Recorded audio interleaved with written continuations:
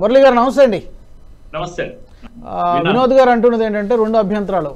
ఒకటి, ఇప్పుడే ఎందుకు, జనవరి 22 ఎందుకు చేయాలి, మరొక ఎన్నికల తర్వాత చేయొచ్చు కదా, పూర్తిగా నిర్మాణం పూర్తి కాకుండా ఇప్పుడు ఎందుకు చేసేస్తున్నారు హడావిడిగా అనేది ఒకటి అభ్యంతరం అయితే, రెండోది సున్నితమైన అంశాన్ని వారు ప్రస్తావించారు. మీరు ఏదో దాని మీద ఏమైనా కౌంటర్ చేస్తే చేయొచ్చు, 4 పీఠాధిపతులు కూడా రావట్లేదు, ఎందుకు వాళ్ళ అభ్యంతరం చేసినప్పుడు దాన్ని కొంచెం పరిగణలోకి తీసుకోవాలి కదా అనేది మరొక. ఈ 2 అంశాల మీద మీరు ఏమైనా మాట్లాడతారా? ముందు నుంచి కూడా ఈ మాటే వస్తుంది. ఖర్గే తర్వాత అధిరంజన్ తర్వాత వాళ్లకు ఆహ్వానాలు వచ్చాక కాంగ్రెస్ లీడర్లు తిరస్కరించారు. ముందుగా తిరస్కరించారు, యాజ్ ఎ కాంగ్రెస్ పార్టీగా తిరస్కరించారు, మేము పాల్గొనము అని. ఆ తర్వాత వీటికి చిన్నపిల్లలను స్కూల్కి వెళ్ళకూడదు అనుకుంటే వాడు ఒక వంక పెడతారు, కడుపు నొప్పి అని ఫస్ట్ మాట్లాడతారు. కనుక అలా ఉంది ఇది వ్యవహారం అన్నట్టు. ఇవి 4 అంశాల మీద ఎక్కువగా ఇప్పుడు చర్చ నడుస్తా ఉంది. టోటల్ గా ఏంటంటే హిందూ పాపులేషన్ మొత్తం ఈ దేశంలో దీంట్లో ఇన్వాల్వ్ అయ్యి ఉంది. వీళ్ళకి తెలియడం లేదు పాపం. ప్రజలందరూ కూడా మానసికంగా, శారీరకంగా, ఈవెన్ ఆర్థికంగా కూడా అన్నిట్లో కూడా వాళ్ళు పాల్గొంటున్నారు. పూజలు, పునస్కారాలు ఇవన్నీ కూడా మొత్తం యావత్ భారతదేశం పాల్గొంటుంటే ఈ సన్నాయి నొప్పులు నొక్కుతూ ఎందుకు కూర్చోవడం అని అంటున్నా. ఇప్పుడు ఎందుకు, అప్పుడు ఎందుకు కాదు, అసలు ఇప్పుడు ఎందుకు పాల్గొనరు అని.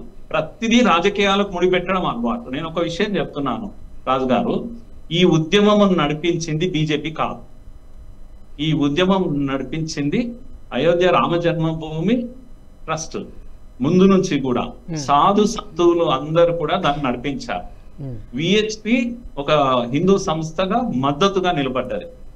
అయితే రాజకీయ నాయకులు అప్పటి నుంచి సన్నాయక నొప్పులు చెప్తున్నారు. ఇప్పటి వరకు అదే నడుస్తుంది. ఇందులో చాలా క్లియర్, అయోధ్యలో రామ మందిరము జరిగి తీరాలి అనే వాయిస్ బీజేపీ ముందు నుంచి మాట్లాడుతుంది. జరగకుండా ఆపడానికి అన్ని ప్రయత్నాలు చేసినటువంటి పార్టీలు వీళ్ళంతా కూడా. దీంట్లో ఇంకా వీళ్ళు సన్నాయి నొప్పులు, శంకరాచార్య గురించి వీళ్ళంతా సర్టిఫికేట్ ఇవ్వాలండి. నాకు చెప్పండి, సోమనాథ్ లో శంకరాచార్యులు చేశారండి, అప్పుడు బీజేపీ లేదు కదా, ఆర్ఎస్ఎస్ లేదు కదా, ఎందుకు చేయలేదు?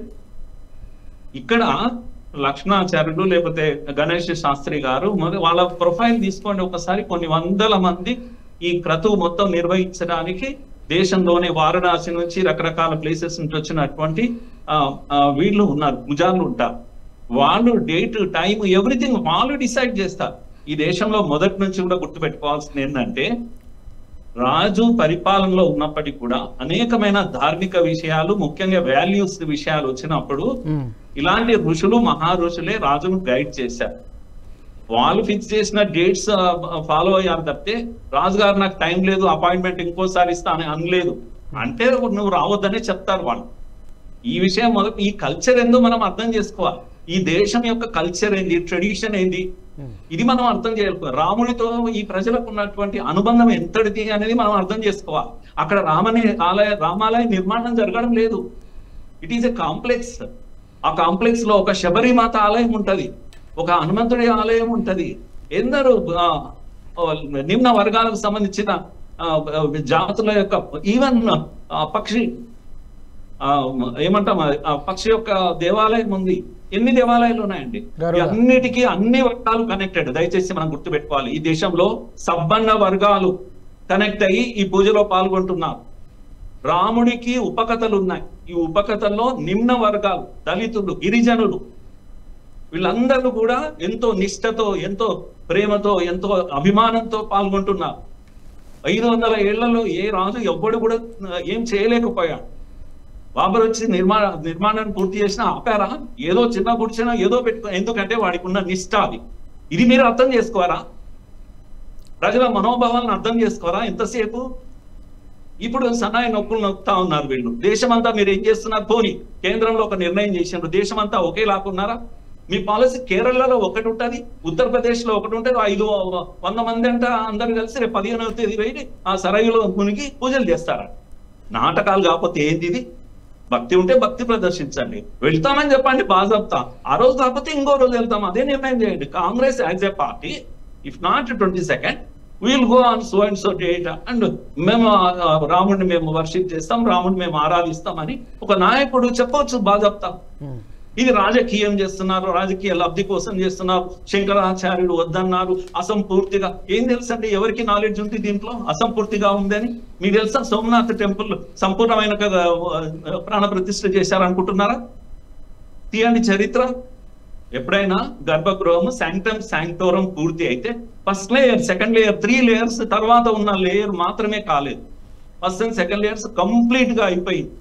అయినా కొన్ని ఎంత యుద్ధం జరుగుతున్న సమయంలో కూడా శిలలు అక్కడికి వచ్చాయి. దేశం అంతా ఇంటింటికి శిలలు మోసారు అక్కడికి, రామజ్యోతిని మోసారు. ఇది ప్రజల కార్యక్రమం, ఇది బీజేపీ కార్యక్రమం అని ఎవడన్నాడు అసలు? కేవలం దేశ ప్రధాని కావడం వల్ల ఆయనను పిలిచారంతే. పైగా బీజేపీకి ఒక అనుబంధం ఉంది ఇక్కడ, వాళ్ళు మొదటి నుంచి దీన్ని మద్దతు ఇచ్చారు. వాళ్ళు ఇచ్చిన ఇన్విటేషన్ అదే ఆయన యాక్సెప్ట్ చేశాడు అంతే. ఆయన ఎవరు నిర్ణయం చేయడానికి? మోడీ ఎవరు? 140 కోట్ల మంది ప్రతినిధి ఎవరండి ఈ దేశంలో? రకరకాలుగా ఇవన్నీ చెప్తా ఉంటారు మీరు. కనుక నేనేమంటారు, ఆయన ఎవరు? తెలకపల్లి రవి నిన్న ఒక ఆర్టికల్ రాస్తాడు. ఎంత ఘోరంగా రాస్తాడంటే, ఈ సెక్యులర్ పార్టీలన్నీ మొదటి నుంచి ఇట్లనే తడపడాయిస్తూ ఉన్నాయి. ఓసారి తాళాలు మేమే తెచ్చామంటారు, ఇంకోసారి మేమే ఈ అయోధ్య ప్రారంభించినామంటారు, ఇంకోసారి ఈ రకరకాల వీళ్ళు అటు ఇటు తిరగడం వల్లనే ఈ రోజు బీజేపీ ఇంత ఎదిగింది అని ఒక ఏడుపు ఏడుస్తారు. మరి ఎందుకు చేశారు అట్లా తప్పు? మీరు సెక్యులర్ పార్టీలు అన్ని కూడా ఒకరేమో శబానో కేసు చేస్తారు, ఇంకోసారి తాళాలు తీస్తారు. ఎన్ని గోడలు దుంకుతారు మీరు? ఒక లైన్ లో ఉండరా? మీకంటూ ఒక ఇది ఉండదా? కమ్యూనిస్టులు మేలు కదా, వాళ్ళ ముందు నుంచి ఒకే లైన్ కదా, హిందూ వ్యతిరేకులే వాళ్ళు, there is no doubt about it. కనుక ఎన్నికలు అయిపోయిన తర్వాత అయితే యాజ్ ఇట్ ఈస్ గా మా ముస్లిం మాకు వస్తాయి, షూరిటీ ఉంటుంది, తర్వాత చేసుకుందాం. ఏంది ఇది అసలు? ఓకే మురళి గారు, ఐ విల్ కమ్ బ్యాక్. జాతీయవాద జర్నలిజానికి అసలైన వేదిక నేషనలిస్ట్ హబ్ ని సబ్స్క్రైబ్ చేసుకోండి. నోటిఫికేషన్స్ కోసం బెల్ ఐకాన్ పై క్లిక్ చేయండి.